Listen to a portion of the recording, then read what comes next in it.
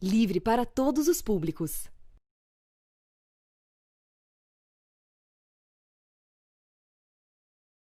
Boa noite. Ao sancionar a lei que determina o uso de máscara em espaços públicos e privados, Bolsonaro vetou a necessidade das máscaras em estabelecimentos comerciais, escolas e templos, novamente promovendo um boicote à pandemia que já vitimou quase 62 mil pessoas. Além da exposição ao vírus, nos últimos 4 meses, mulheres e crianças também estiveram mais vulneráveis à violência. Durante a pandemia, feminicídios, estupros e violência doméstica dispararam no país. No programa de hoje, confira a análise da fragilidade do governo Bolsonaro e acompanhe ainda uma cobertura sobre o aumento da violência contra a mulher durante a pandemia. A Central do Brasil está no ar.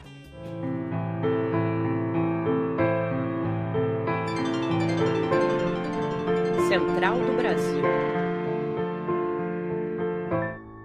Ricardo Salles, ministro do Meio Ambiente, e Ernesto Araújo, das Relações Exteriores, considerados mais radicais, podem ser os próximos a dizer adeus ao governo Bolsonaro. Devido ao avanço do desmatamento na Amazônia, 29 instituições financeiras internacionais assinaram uma carta que ameaça a retirada de cerca de 3 trilhões de dólares em ativos investidos no Brasil. Já na educação, um aliado do governador João Dória, o privatista Renato Feder, deve assumir o ministério. Sobre este jogo político, vamos acompanhar a análise de Miguel Stedley, editor da newsletter Ponto. Embarque imediato. Há uma operação para salvar o governo Bolsonaro em curso. Os militares já perceberam que se esse governo naufragar, eles vão junto. E iniciaram um pequeno acordo nacional, sem o Supremo, mas com o Centrão, com tudo. Esse acordo implica em retirar ministros problemáticos, como já foi Abraham Weintraub, como é Ricardo Salles e provavelmente Ernesto Araújo, e abrir espaço para o Centrão no governo. Isso deu resultado, como a gente pôde ver essa semana, na votação que prorrogou as eleições municipais em troca da liberação de mais verbas para os municípios pelo governo federal, num acordo que envolveu aí tanto o governo Bolsonaro quanto o Rodrigo Maia. O problema para Bolsonaro não está só no Congresso, está no seu Ministério da Economia, porque a economia brasileira está naufragando, está batendo no teto, está atingindo os piores índices de toda a sua história. Só que Paulo Guedes insiste em manter uma política de austeridade fiscal, mesmo sendo autorizado pelo Congresso a superar o teto. E aí Bolsonaro vai ter que tomar uma decisão. Ou ele salva a economia para poder salvar sua popularidade, ou ele permanece com Paulo Guedes e retoma o fantasma do impeachment. Essa é a decisão que vai definir os rumos do governo no próximo período. Se Bolsonaro tenta preservar o seu pescoço, a sua popularidade, ou se vai se agarrar ao apoio do mercado financeiro na pessoa de Paulo Guedes para tentar salvar o governo. Essa é a decisão que Bolsonaro tem que tomar daqui para frente. Com a incapacidade do governo Bolsonaro em dar respostas contra o coronavírus, quem assume a dianteira para salvar vidas são os movimentos populares. Afonso Bezerra traz exemplos de ações de solidariedade realizadas pelo país. Trilhos do Brasil. Com mais de 1 milhão de infectados e 62 mil mortos, o Brasil vive mais do que uma crise de saúde. É também uma crise social, com pessoas sem ter o que comer, onde morar e sem direito à quarentena. Por isso, vários movimentos populares se unem para exercer o papel do Estado e espalhar solidariedade para quem mais precisa. Na Paraíba, o Movimento dos Trabalhadores e Trabalhadoras por Direitos, por meio da campanha Periferia Viva, tem atuado na distribuição de cestas básicas, máscaras, sabão e quentinhas para as refeições. Em Londrina, no Paraná, as famílias sem terra doaram 44 toneladas de alimentos para os moradores da periferia. Os produtos vieram de 11 acampamentos e assentamentos do MST. No Espírito Santo, a Central Única das Favelas tem apoiado as comunidades periféricas com distribuição de alimentos.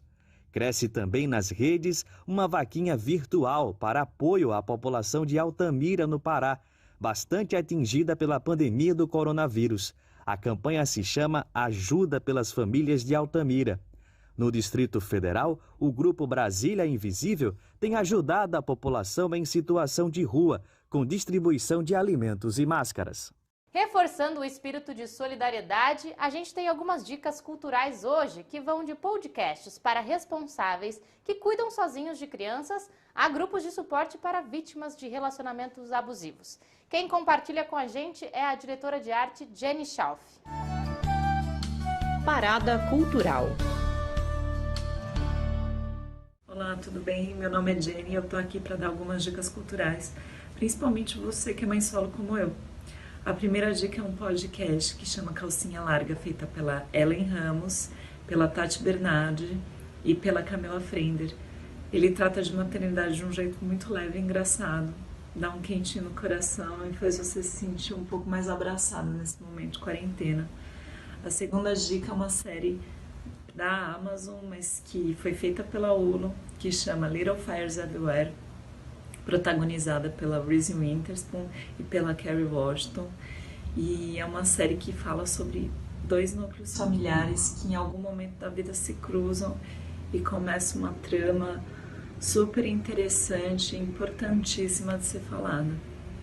E a terceira dica é um perfil no Instagram que chama mura.somosmuralha, que é um grupo psicológico virtual agora em momentos de quarentena, que ajudam mulheres que estão passando ou passaram por algum tipo de relacionamento abusivo. É muito importante ter isso nesse momento, saber que tem gente que está lá para te ajudar. Buscar apoio é sempre necessário para conseguir romper o ciclo da violência, que começa com pequenos abusos na relação. A repórter Nayata Wani conversou com mulheres que pesquisam sobre o assunto e que têm promovido suporte para outras mulheres em situação de violência. Ele me agrediu de uma maneira muito bruta, muito covarde, no qual ele me bateu muito chute, muito soco, muitos xingamentos, muitos palavrões, né? E ele acabou me desmaiando. Quando eu retornei, né? Minhas filhas estavam lá, minhas filhas choravam muito. O relato é de uma agressão que aconteceu durante a quarentena. Em meio a uma pandemia, onde o isolamento social é uma recomendação central, muitas mulheres se veem inseguras dentro de casa. De acordo com o relatório da ONU Mulheres, os casos de violência doméstica aumentaram 44% no Brasil durante o isolamento social. A advogada do Espírito Santo, Faida Belo, comenta essa situação. Criou mais tempo para agredir, criou mais força para fazer com que ela pense que é um objeto e criou a ideia de que ele está impune, porque pensa que o poder público também está isolado.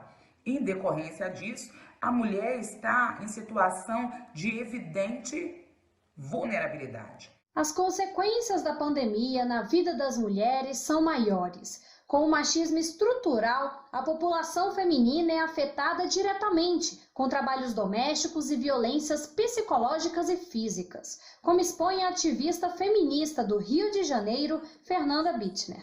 A OMS e a ONU já alertaram para o aumento da violência doméstica nesse período. Porque, claro, pensem comigo, com menos pessoas na rua, a mulher muitas vezes longe de seus parentes, de seus familiares, de seus amigos, não podendo sair de casa, com medo do vírus, sem contato com outras pessoas.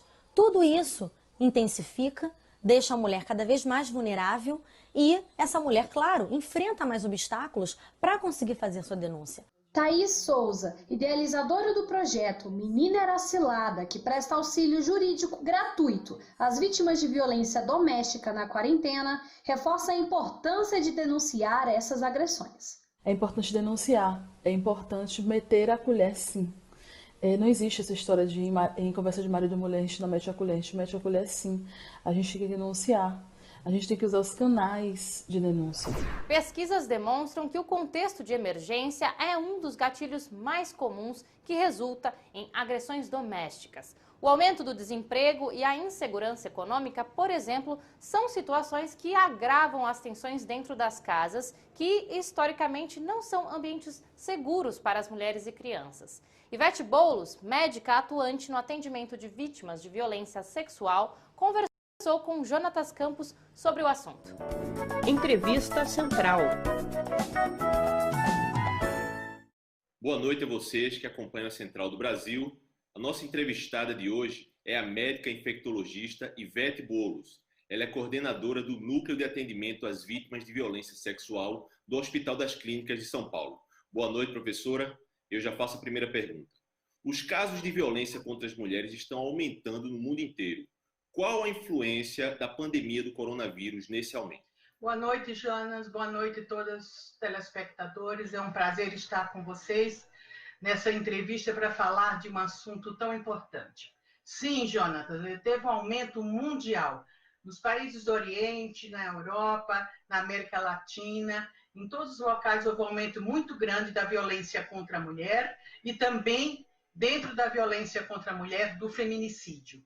Doutora, então, diante de mais essa diversidade, como a mulher pode quebrar esse ciclo de violência, ainda mais em épocas de isolamento social? A violência contra a mulher é uma situação, uma violência quer seja doméstica, a violência sexual, a violência psicológica, é uma epidemia silenciosa, certo? Há muitos anos e também no mundo inteiro. A violência dói, a violência da mulher contra a mulher, ela não compromete sua mulher, ela compromete a sua família. Houve um número também importante de testemunhos de violência, quer dizer, de crianças que não estão indo à escola, que também estão dentro de casa, certo? Convivendo com essa situação de agressão. E como cada um de nós pode ajudar uma mulher em situação de risco? Para a mulher ser fortalecida e empoderada, ela precisa de ajuda. Ela precisa da ajuda da família, dos vizinhos, dos amigos e principalmente da sociedade com suas políticas públicas ela a se fortalecer. Então, ela precisa de ajuda, certo? Ela precisa. Nós temos vários serviços públicos, nós temos as DDMs, que é as Delegacias da Mulher, nós temos a Lei Maria da Penha, nós temos as casas-abrigos, temos vários serviços públicos com defensoria pública de ajuda para essa mulher. Fica difícil nesse período de pandemia? Fica, João. Por quê? Porque ela não está saindo de casa para poder fazer a sua denúncia. E não são todas as mulheres que têm um computador ou que tenham, certo, o seu celular e que possa usá-la sem estar sendo vigiada pelo agressor. Então, ela precisa pedir ajuda, os vizinhos e os amigos e os familiares precisam ficar atentos, todas as situações. Então, como nós podemos ajudar? Nós todos. Então, se você ouvir um pedido de socorro, se você ouvir uma situação que parece ser uma briga com violência, com gritos, certo? Você tem, certo, que fazer a denúncia. A denúncia pode salvar a vida dessa mulher. Com a sua experiência, a senhora acha que há uma redução do investimento público em políticas para mulheres? Sim, nós tivemos uma pandemia com esses números assustadores.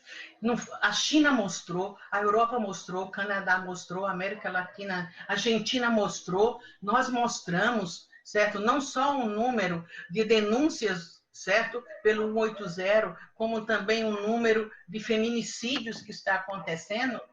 E onde está a nossa ministra de Política das Mulheres, da Saúde, certo? Onde está a nossa ministra? Qual é o papel, qual foi o projeto de lei que saiu de apoio para essas mulheres, certo? De tudo, das mulheres desempregadas, das mulheres solo, que perderam o seu emprego e que estão em casa, cuidando dos seus filhos, passando necessidade, tendo que ficar em casa, das mulheres negras, que é um contingente bem maior, dessas mulheres de maior vulnerabilidade social e financeira. Nós agradecemos sua participação, professora. Até uma próxima oportunidade. Espero que na próxima tenhamos boas notícias, Jonatas. Não perco minha esperança. E vale reforçar, denunciar a violência doméstica é uma das formas de conseguirmos salvar vidas. Basta discar 180. E para emergências, não hesite, chame a polícia. Você pode evitar que ocorra mais um feminicídio. A Central do Brasil fica por aqui, mas se você perdeu algum conteúdo esta ou outra semana, corre lá em nosso Instagram, @Programa Central do Brasil. Eu agradeço a sua audiência e lembre-se, ao contrário do que diz Bolsonaro, fique em casa e use máscara se precisar sair. Até segunda-feira.